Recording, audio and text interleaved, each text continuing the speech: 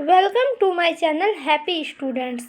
आज के इस वीडियो में मैं आप लोगों को जैक बोर्ड के चैप्टर 1 के कुछ इम्पॉर्टेंट क्वेश्चन आंसर के बारे में अपडेट दूंगी। ठीक है, ये क्वेश्चन आपके ऑब्जेक्टिव क्वेश्चन के लिए तथा जो एक वाक्य में आपको लिखना होता है, एक शब्द में लिखना होता है, उसके लिए भी काफ़ी इम्पॉर्टेंट है।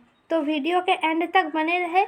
और ये हमारा पार्ट 2 है। ठीक है, ये इससे के पहले एक पार्ट हमने बनाया है जिसका लिंक आपको डिस्क्रिप्शन में दिया जाएगा, तो आप डिस्क्रिप्शन में जाके उस वीडियो को देख सकते हैं। तो चलिए स्टार्ट करते हैं।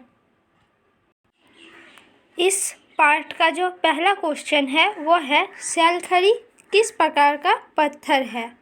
तो इसका जो उत्तर हो जाएगा वो है मुलायम। शैलखड़ी मुलायम होता है। ठीक है, वो मुलायम प्रकार का एक पत्थर है।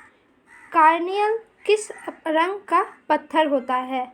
तो कार्नियल जो पत्थर होता है वो लाल तथा पीले रंग का होता है। ठीक है, इससे आपको याद रखना है, ये ऑब्जेक्टिव क्वेश्चन और आपका जो एक शब्द में जो आंसर आता है उस दोनों के लिए ये काफ़ी इम्पोर्टेंट क्वेश्चन है। लाजवर्द मणि किस रंग का पत्थर होता है। तो ये नीले रंग का होता है। ठीक है, लाजवर्द नीले का, कार्नियल लाल तथा पीला, ये याद रखना आपको। नेक्स्ट क्वेश्चन है नागेश्वर तथा बालाकोट कहाँ स्थित है। ठीक है, तो नागेश्वर आपका गुजरात में स्थित है तथा जो बालाकोट है वो पाकिस्तान में स्थित है। नेक्स्ट क्वेश्चन है चुनहुद्रो और लोथल से तैयार माल जैसे मनके कहाँ लाया जाता था। ठीक है, तो इसका जो उत्तर हो जाएगा वो है हड़प्पा और मोहनजोदड़ो जैसे मनके बड़े शहरी केंद्र तक लाया जाता था। ये जो मनके होते थे तैयार किए जाते थे, ये लोथल और चुनहुद्रो से हड़प्पा और मोहनजोदड़ो के शहरी केंद्र में लाया जाता था। ठीक है, इसे आपको अच्छी से याद करना है। नेक्स्ट क्वेश्चन है आपका हड़प्पावासी शिल्प उत्पादन हेतु शंख, लाजवर्द मणि, कार्नियल, शैलखड़ी तथा धातु कहाँ से प्राप्त करते थे। तो इसका जो उत्तर है वो इस तरह होगा। शंख हड़प्पावासी नागेश्वर तथा बालाकोट से मंगवाते थे। ठीक है, लाजवर्द मणि सुदूर अफगानिस्तान में सुरतुघई क्षेत्र से मंगाते थे।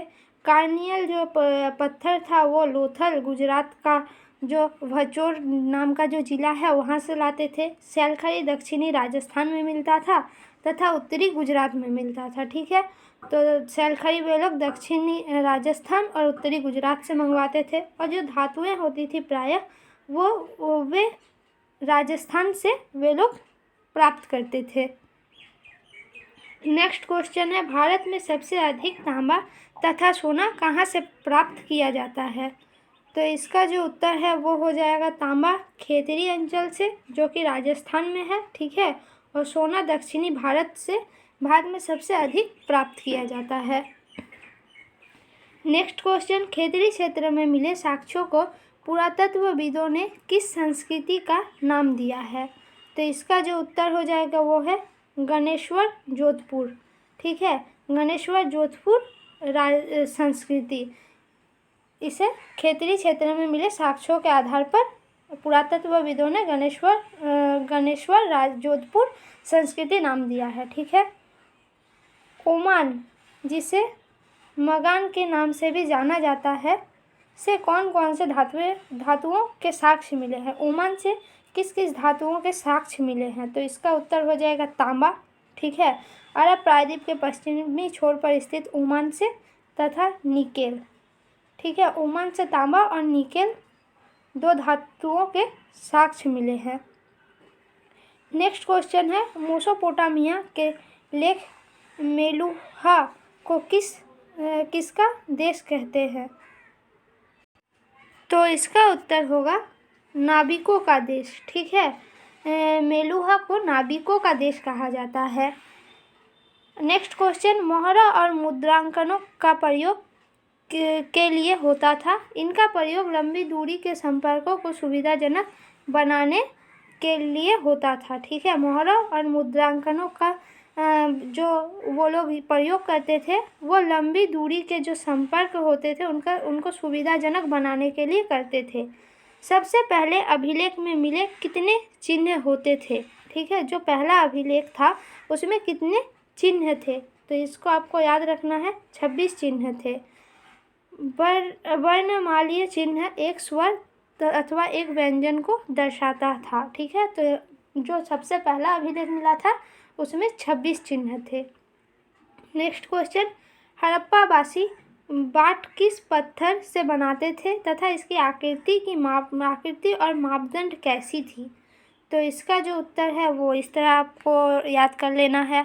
बाट चर्ट नामक एक पत्थर से बनाया जाता था। ठीक है, चर्ट नाम का एक पत्थर प्राप्त होता था उन्हें, उनसे वो बाट बनाते थे तथा इनकी आकृति कैसी होती थी? घनाभाकार होती थी। आपका क्वेश्चन आ सकता है बाट की आकृति कैसी होती थी? तो ये घनाभाकार होती थी। ठीक है, इन बाटों के निचले मापदंड द्विआधारी थे। ठीक है, द्विआधारी थे।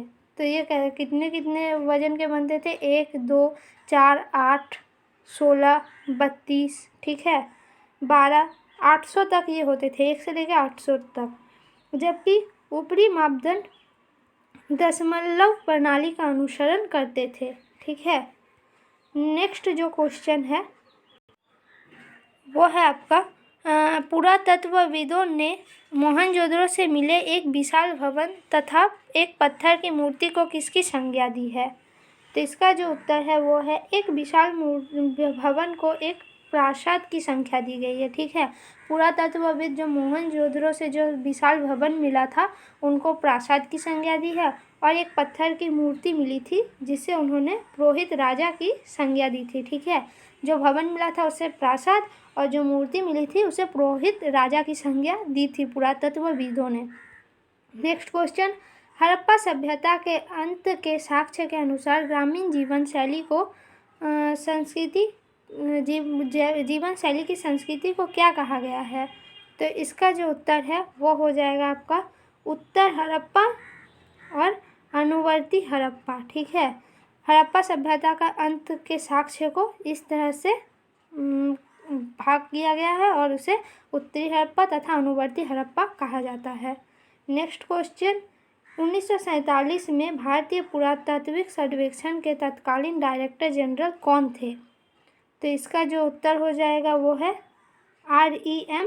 व्हीलर। ठीक है, 1947 में जो भारतीय पुरातात्विक सर्वेक्षण के तत्कालीन डायरेक्टर जनरल थे वो R.E.M. व्हीलर थे।